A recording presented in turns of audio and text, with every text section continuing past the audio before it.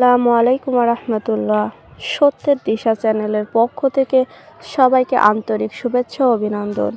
আশা করি আল্লাহর অশেষ মেহেরবানিতে আপনারা সবাই ভালো আছেন। সুপ্রিয় দর্শক, আজকে আপনাদের সঙ্গে আলোচনা করব বিশেষ ফজিলতপূর্ণ কিছু আয়াত ও দোয়া সম্পর্কে। সুপ্রিয় দর্শক, তো চলুন জেনে নিই সেই ফজিলতপূর্ণ আমলগুলো কি। সুপ্রিয় দর্শক, তো জানার আগে আপনারা যারা আমার চ্যানেলে নতুন হয়েছেন অবশ্যই আমার চ্যানেলটি সাবস্ক্রাইব করে রাখবেন এবং পাশে থাকা বেল বাটনটি অবশ্যই বাজিয়ে দিবেন। সুপ্রিয় দর্শক, তো চলুন জেনে নিই বিশেষ ফজিলতপূর্ণ কিছু আয়াত ও দোয়া। বিভিন্ন ধরনের বালা মুসিবত দূর করার আমল। দোয়াটি হলো লা ইলাহা ইল্লা আনতা সুবহানাকা ইন্নী কুনতু মিনাজ জালিমিন, অর্থাৎ আপনি ব্যতীত আর কোনো উপাসনা নেই, আমি আপনার পবিত্রতা ঘোষণা করছি, অবশ্যই আমি পাপী। সূরা আল আম্বিয়া 87। ফজিলত। এই আয়াতে আল্লাহ ইরশাদ করেছেন, আমি নবী ইউনুসের প্রার্থনা মঞ্জুর করেছি, তাকে দুঃখ থেকে মুক্ত দিয়েছি।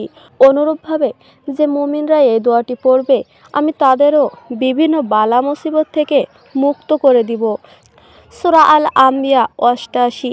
হজরত নবী করিম সাল্লাল্লাহু আলাইহি সাল্লাম ইরশাদ করেছেন, যে ব্যক্তি হজরত ইউনুস আলাইহিস সালামের ভাষায় দোয়া করবে সে যে সমস্যায় থাকুক আল্লাহ তাআলা তার ডাকে সাড়া দিবেন। তিরমিজি 3505।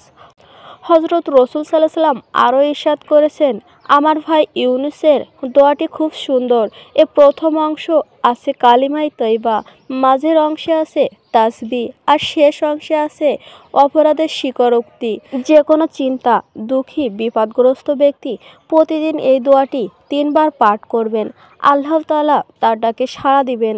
কানজু উমুল 3428। কঠিন বালা মুসিবত দূর করার জন্য বর্ণিত দোয়া বা আয়াতটি 1,24,000 বার পাঠ করলে।